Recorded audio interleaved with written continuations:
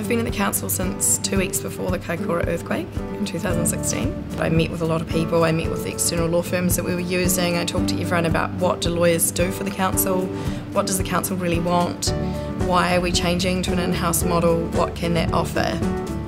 What you see in an emergency is council staff all working their hardest for the city. That was quite a nice induction.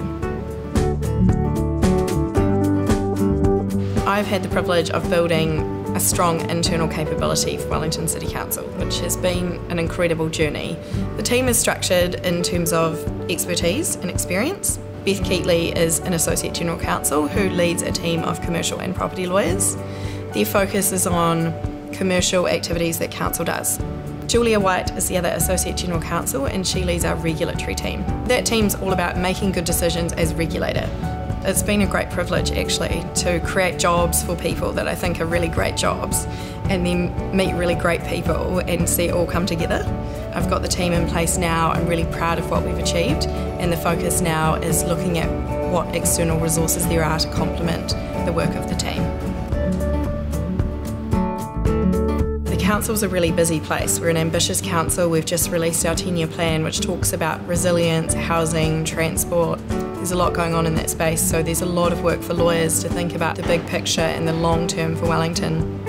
But also, we still pick up the rubbish, keep the libraries open, run our parks, lease to community groups. So we've got this amazing array of work from big construction projects and intergenerational asset development versus the everyday life at council.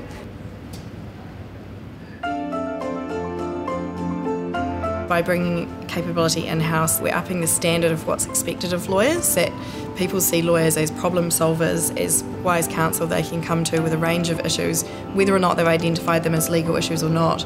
They're just the first person that people call when something happens. So step 2 is thinking about externally who's got the skills and experience that we need and how do we build that trusting relationship with them. What we really want is that really strong relationship between the externals and the legal services team. There's often information that the legal services team has that the external lawyers won't have because they're not as close to the organisation as we are. That's important to know in terms of providing advice in the right context and taking into account the right considerations.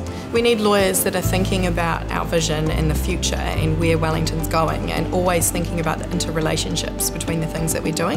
That's one of the things that the teams really focus on as well between us, making sure we're really well connected. So we're always thinking about your project for housing here, my project for transport here, because understanding the interrelationships is partly about risk management, but it's also about seeing opportunities. He tangata, he tangata, he tangata. We put people at the heart of what we do. Mahina tahi, we collaborate. Whakapaiaki, we're always improving. And mana tiaki, we take care of our places. I think one of the main ways that lawyers should interact with the values is challenge us to live up to them. Values are really powerful for us because they help us understand what's going to be important to the council in terms of its decision making. Our job as council is all about decisions. We're all about regulating the way that things happen and making decisions as an employer, as a landowner, as a partner, and as an entity that cares about the social outcomes in the community and the cultural outcomes in the community. There's always a real life problem. Can we give a lease to this person? Should we give this person resource consent? What should we do about this dispute? Sometimes the law can be complicated and sometimes it's not always clear.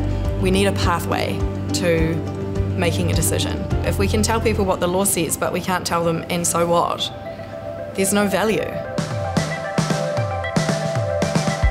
We don't want people spending a lot of time on the RFP. We don't want it to be a big long document with lots of documents attached.